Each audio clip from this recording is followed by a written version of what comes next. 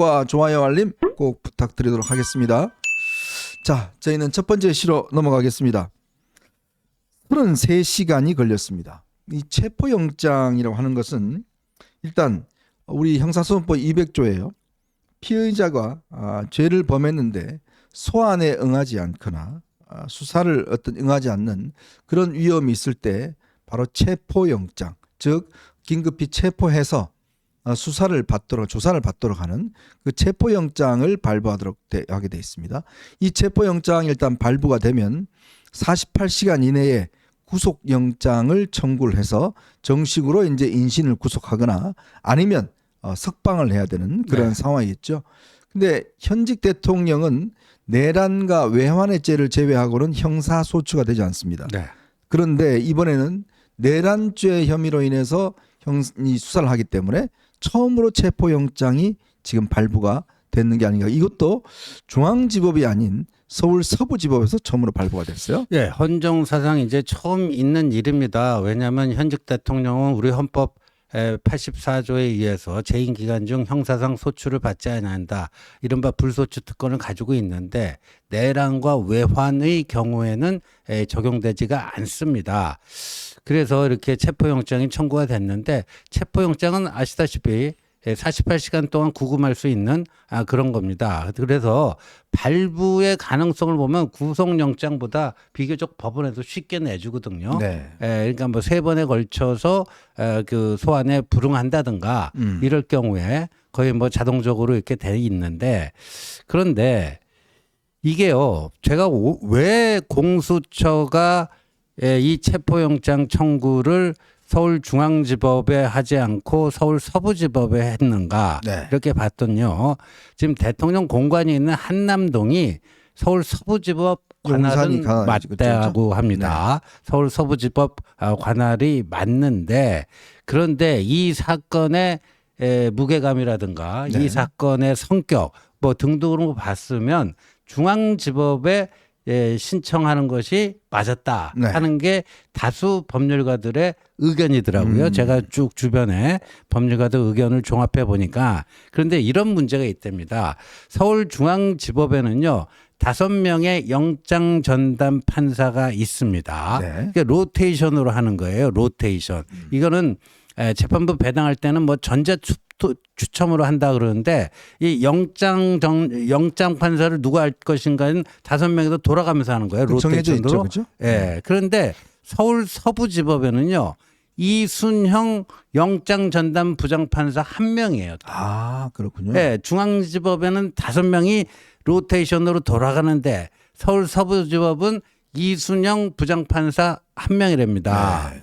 그렇게 되다 보니까 근데 이 이순영 부장판사가 우리법 연구회 출신이라고 하죠. 아, 그렇군요. 예, 이번에 그 민주당 추천목 헌법재판관 정계선 그분도 서울 서부지법 부장판사 아닙니까? 현직 신분이. 서부지법 원장 아닌가요?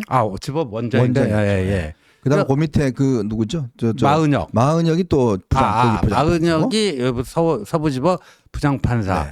그래서 일부러 공수처가 그 중앙지법을 피하고 로테이션 중에 누가 걸릴지 모르니까 서부지법으로 한 게 아니냐 이런 이제 그 얘기가 있어요. 근데 이게 형사소송법상으로는 절차적 하자는 없다. 네. 형사소송법상 절차적 하자는 없다. 그 서부지법이 아니라 중앙지법에 꼭 했어야 되는데 그건 아니다. 네. 절차적 하자는 없다 하는 게 또 법률가들의 의견입니다. 그러니까 일단 법원에 그다음에 이제 그동안 과천 이제 있는 공수처가 보통 이제 중앙지법에 영장을 청구했던 그런 관례를 깨고 그렇죠. 일단 이제 대통령의 어떤 주거지 한남동 관저가 있는 이제 서부지법에 한 이유. 저는 아마 아까 지호님 설명해 줬듯이 그런 어떤 좀 이유가 좀 읽힙니다. 뭐냐면 그동안 사실은 보면 이 고위공자 범죄수사처가 신청했던 영장이 발부된 적이 거의 없어요. 거의 없죠. 자, 그러니 본인 입장에서는 특히 대통령을 수사하면서 영장 발부가 좀 더 확실한 아마 그런 곳을 좀 찾다 보니까 그렇죠. 이 판사의 성향이나 이런 것들도 아마 고려를 한 것 같아요. 왜냐하면 지금 이번에 이 영장 이 신청이 여러 가지 법적 헌법적 논란이 있습니다. 그건 뭐냐면 지금 일단 공수처가 내란죄 수사를 할 수가 없게 돼 있습니다. 이게요.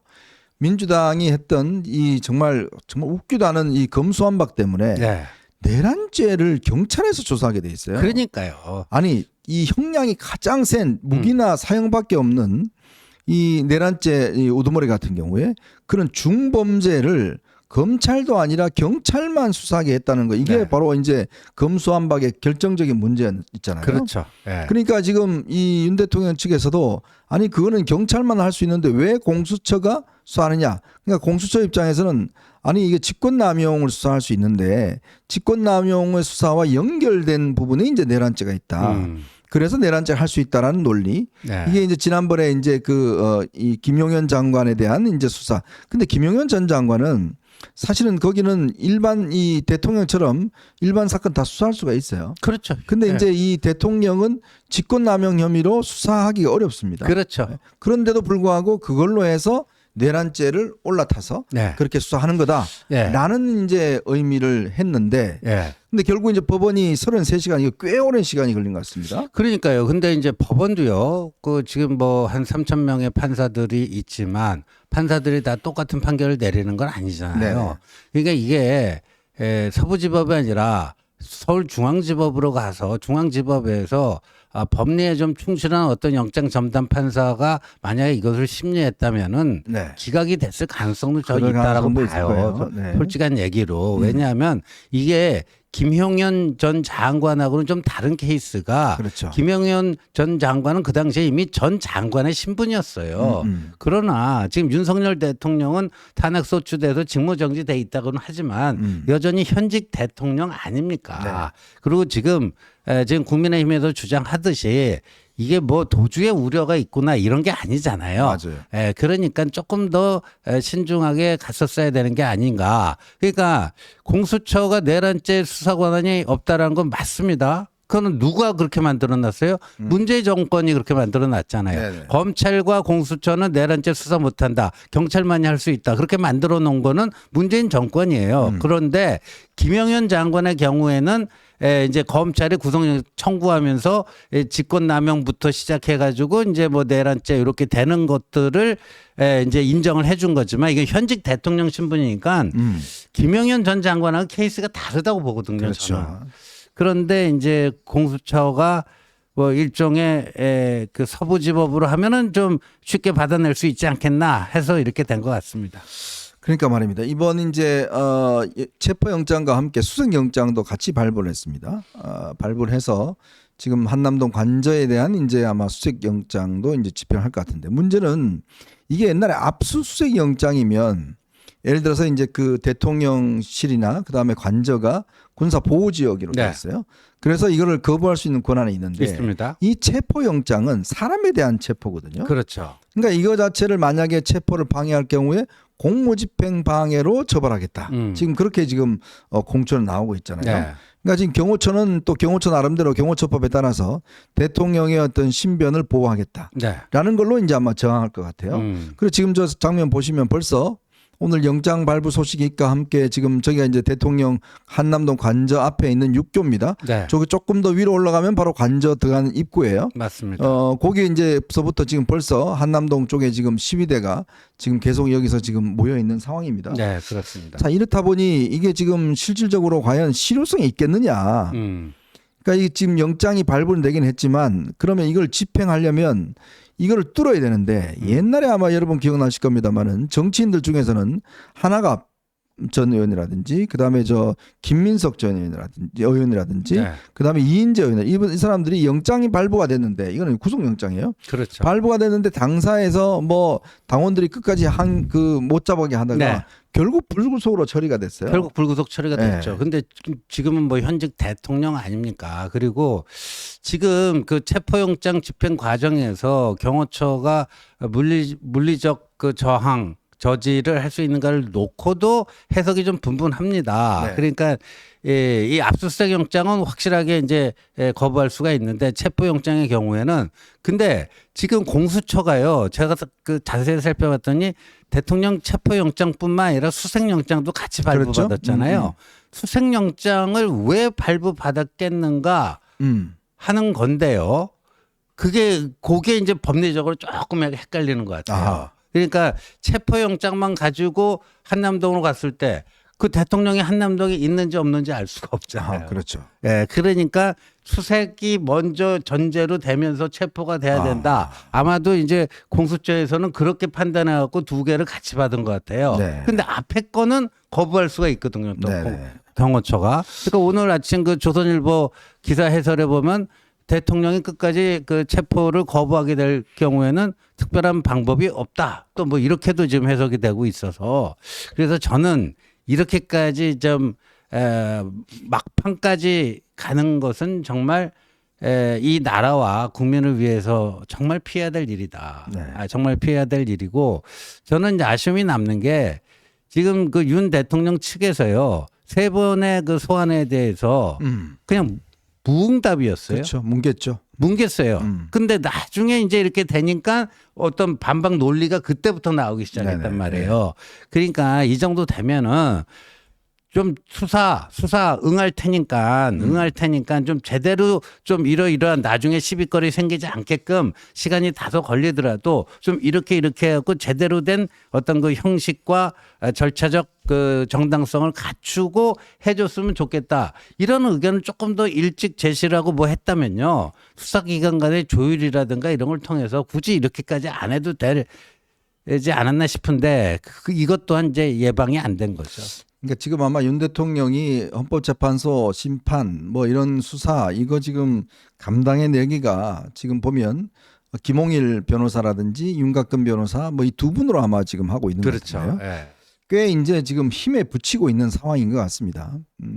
아마 제가 볼 때는 공수처도 이거 직접 집행하러 가려고 아마 영장 발부한 것 같지는 않아요.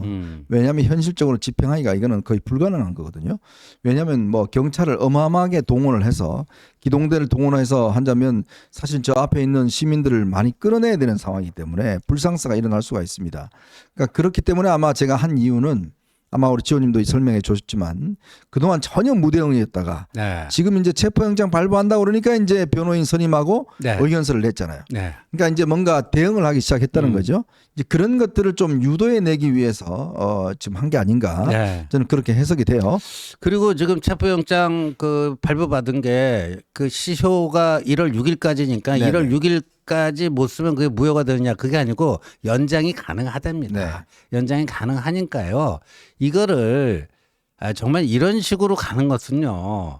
그 불필요한 국론 분열과 진영 간 충돌 그다음에 서로 양쪽의 극단 세력이 더 그냥 이렇게 되면은 더 발응을 하는 거예요. 네. 그런 것들은 이 그 국민 통합을 위해서도 안 좋은 거기 때문에 양측 간에 물밑 조율을 하든지 좀 저는 얼마든지 원만한 타결책이 나올 수 있다. 왜냐하면 대통령이 그 12월 10일 담화에서 탄핵이든 수사든 당당하게 임하겠다고 대국민 약속을 하지 않았습니까?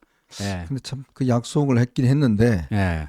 참 이게 뭐라고 국민들 보시기에 좀 지켜지지 않는 것 같기 그러니까요. 때문에 사실은 전 참 아쉬운 게 뭐냐면 솔직히 이제 윤 대통령이 검찰에 있을 때 저도 뭐 취재를 많이 했습니다만은 윤 대통령의 그 수사 방식이야말로 지금 뭐 이거보다 훨씬 더 했거든요. 예. 그러니까 뭐 그냥 저인망식 수사라고 그래서 그냥 뭐 이 피의자들에 대해서 그냥 뭐 속전속결로 또 관련 없는 사람들도 다 잡아들여서 굉장히 아마 이 그 수사를 굉장히 신속하고 발빠르게 그렇게 해서 결국은 진술을 받아내고 기소했던 그런 전력이 있습니다. 네, 맞습니다. 아마 이런 사건을 윤 대통령 본인이 수사했다고 그러면 굉장히 아마 그렇죠. 좀 이 공격적으로 수사를 했을 거예요. 그때는 뭐 본인이 검사니까 뭐 나름대로 이제 하지만 당하는 사람 입장에서는요. 예. 진짜 억장이 무너집니다. 그런 네. 식으로 수사하면 지금요. 양승태 대법원장 그 수사 있지 않습니까? 그 판사들 100명을 수사를 했어요. 네. 근데 전부 다 무죄 났어요. 하나도 유죄가 낸 게 없어요. 맞아요. 예. 자, 그리고 나머지 수사도 보면요. 물론 큰 성과는 있었지만 상당 부분이 이게 수사가 무죄가 되거나 이제 문제가 좀 있는 그런 수사가 돼버렸어요. 그게 결국 이렇게 강하게 수사를 하면 뭐 하나는 잡아내지만 그렇지 않는 많은 사람들은 또 엄청난 피해를 입을 수밖에 없거든요. 맞습니다. 그러니까 이게 지금 윤 대통령 본인이 아마 좀 저는 느낌이 있을 거예요. 야, 내가 이거 본인이 보면 지금 뭐 그 대부분 다 이제 수사를 안 받다가 지금 뒤늦게서야 이제 하고 하는 거 아니겠습니까? 그러니까 이게 참 입장이 자기가 그 편에 섰을 때와 실행할 때는 너무나 다른 입장을 보여주니까 아마 이런 게 있는 것 같고 그래서 저는 대한민국의 최고의 지도자였습니다. 최고의 자리에 있는 국가의 지도자였습니다. 그리고 검찰총장을 여기만 좀 법을 집행하는 자리에 있었지 않습니까? 네. 그렇다면 저는 이 문제에 대해서 대통령이 원래 이야기했던 모든 법적 책임을 내가 지겠다. 네. 그리고 거기에 대한 응하겠다라고 한 거 저는 그 자세를 좀 마지막이라도 좀 지켜주셔야 되는 거 아닌가. 아, 동감이고요. 그런데 이제 윤 대통령 측에서 헌법재판소에 이 체포영장 발부된 거에 따른 권한쟁의 심판도 내고 효력정지 가처분을 신청하겠다. 뭐 이렇게 입장을 밝히지 않았습니까? 네. 그래서 제가 이것도 우리 저 송영훈 변호사한테 좀 질의를 해봤더니 네네. 송영훈 변호사가 이런 답을 줬습니다. 권한쟁의 심판 청구와 가처분 신청은 모두 각하될 것으로 보인다. 아, 기각이 아니라 각하다. 네. 네, 각하의 경우에는 요건에 맞지 않는다라는 거 아닙니까? 그렇죠. 그러니까 이번에 체포영장 청구는 그 사안에 대한 체포이지 이 권한쟁의 심판은 서로 국가기관 간의 권한이 충돌했을 때 발생하는 그건 아니다. 네네. 기관으로서의 대통령의 권한을 침해한 것이라고 볼 수는 없다. 뭐 이런 해석입니다. 따라서 이 권한쟁의 심판 청구가 좀 적법하지 못한 거 아니냐. 네. 그래서 이게 각하가 되면은 가처분 신청도 자동으로 각하되지 않겠냐. 이런 그 답을 줬네요. 네. 네. 어쨌건 이게 꽤 이제 법률적 헌법적 논쟁이 많은 사건입니다. 그러니까 이걸 참 한 판사한테 맡긴다는 것 자체가 참 제가 볼 때는 참 이게 말이 안 되는 이야기였는데 아마 이 판사도 여러 가지 아마 고민을 많이 했을 겁니다. 33시간이나 걸려서 결정을 내린 걸 보면 꽤 아마 이제 이런 논쟁거리가 있기 때문에 이제 이게 참 보면요. 그동안 우리가 한 번도 없었던 일이 벌어지는 네. 거기 때문에 모든 게 새로운 법 해석 뭐 법률적인 이런 것들을 다 해야 되는 거라서 너무나 힘든 그런 과정이고 참 저희들도 이런 것들을 참 해설해 드린다는 것도 참 꽤 어렵습니다. 이게 뭐 다 학자들마다 지금은 법이 아니라요. 학자들을 동원해야 되는 그런 상황이니까 이 참 꽤 어려운 게 아닌가 싶습니다. 오늘 지금 이에 대해서 지금 여당에서는 현직 대통령에 대한 구금은 부적절하다 뭐 이런 입장들을 내고 있습니다만은 어쨌건 대통령께서 이제는 뭔가 비껴갈 수 없는 수사 문제는 피한다고 피해갈 수 없는 지금 차원으로 온 것 같습니다. 그렇다면 본인이 이 문제에 대해서 저는 뭐 공수처나 이런 데 협의를 해서 어떤 방식으로 수사를 할 것이 옳은 것인지 그렇죠. 이런 부분들을 좀 합의를 해서 일단 수사를 받는 것들 그리고 또 지금 왜냐하면 당시에 계엄에 참가했던 지금 전직 사령관들 장관들 다 구속돼 있습니다. 유일하게 지금 윤석열 대통령만 아직 지금 조사를 안 받고 있고 나머지들은 지금 다 구속되어 있는 몸입니다. 그리고 또 기소도 됐어요. 오늘도 지금 오늘 이 사령관들에 대한 기소가 이루어졌습니다. 이미 재판에 넘어갔죠. 김영현 장관은 이미 재판에 넘어갔고 근데 김영현 장관 당시에 재판에 넘기면서 검찰이 발표했던 수사 내용을 보면 꽤 충격적인 내용이 많습니다. 그게 뭐냐면 결국은 윤석열 대통령이 직접 그 사령관들에게 야 들어가서 도끼로 두드려 부수고 그다음에 그다음에 총이라도 써 뭐 등등 이런 용어들이 꽤 있었기 때문에 사실상 윤석열 대통령에 대한 이제 거의 뭐 기소장처럼 이 돼 있는 거기 때문에 이 부분에 대한 본인의 어떤 입장 설명은 있어야 될 것 같아요. 지금 뭐 체포의 채자도 이야기하지 않았다라고 이제 이야기하긴 했지만 지금 다른 모든 사람들의 진술과 윤 대통령의 진술은 충돌하는 지점이 있습니다. 네. 그렇다면 본인이 진짜 체포라고 이야기를 했는지 14명 체포라고 이야기했는지 자 한동훈 체포라고 이야기를 했는지 이 부분에 대한 본인의 확인은 필요할 것 같습니다. 그러면 안 했으면 안 했는데 그럼 왜 그렇게 이야기를 하는지 예를 들어서 그걸 뭐 대질심을 하든지 뭘 하든지 조사를 해야 될 거 아니겠습니까? 그렇죠. 그래야 이 문제에 대한 수사가 마무리가 될 수가 있기 때문에 저는 그 부분에 대한 윤 대통령의 확실한 어떤 이 조사와 어떤 입장 이거는 분명히 있어야 되겠다. 그렇게 생각이 듭니다. 이렇게 대통령실의 앞에서 저런 물리적 충돌은 정말 대한민국 국격을 떨어뜨린 거기 때문에 지금 민주노총이 1월 3일 날 한남동 관저 앞에서 집회를 또 하겠다고 예고를 했습니다. 참 이 광화문을 넘어서 이제 한남동 앞에서 이제 그게 저런 게 저러네요. 안 좋은 거예요. 저런 게. 예? 민노총이 자기들 무슨 자격으로 뭐 직접 체포를 하고 저것들은 저거야말로 체포 피하는 내란이죠. 같잖아요. 내란. 지들이 뭔데 체포를 해요. 아니 네? 저것들은 체포 피한다고 도망다니고 저기 경찰들 못 체포하게 한 게 누굽니까? 다 민노총 아닙니까? 근데 뭘 또 저걸 잡겠다고 그리고요, 저는 지금 이제 윤 대통령 측 논리가 그것도 무시할 수 없는 게 내란죄 수사 권한은 경찰만이 가지고 있다 그런 거 아닙니까? 네. 근데 지금 경찰과 공수처, 그다음에 국방부 조사본부인가요? 거기가 공조수사본부를 만들어서 하고 있잖아요. 네. 그러면 애시당초 내란죄 수사 권한이 있는 경찰이 하면 되잖아요. 이런 것도 왜 그 좀 제대로 조율도 안 되고 지금 이렇게 돼 있는지 참 이게 이제 수사기관 간에 자기들 그 영역 다툼이 있잖아요. 네. 뭐 그래서 지금 여러 가지로 좀 혼란스러워요. 네? 공수처가 네. 수사 능력이 또 있으면 모르겠어요. 수사 능력도 안 수사 되고 능력도 없는 네. 데가 어디 대통령 수사하겠다고 그냥 손 들고 나서는 바람에 결국 이 사단이 지금 벌어진 거 아니겠습니까? 자 보자고요. 지금 만약에 공수처의 희망 체포영장 집행해서 체포를 한다. 48시간 구금했다가 그 구속영장 친다. 구속영장이 발부가 된다.